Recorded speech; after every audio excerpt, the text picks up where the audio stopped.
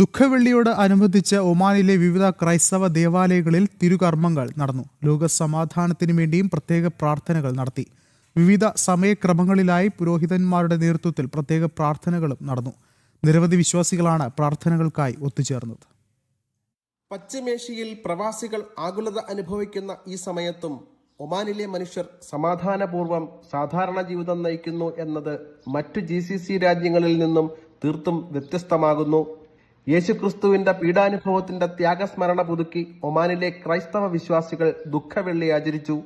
മസ്കറ്റിലെ Ruwi saint Peter Paul ദേവാലയത്തിൽ നടന്ന ശുശ്രൂഷകൾക്ക് മലങ്കര കത്തോലിക്ക സഭ വികാരി ഫാദർ വർഗീസ് വാലിക്കോടത്ത് മുഖ്യ കാർമ്മികത്വം വഹിച്ചു.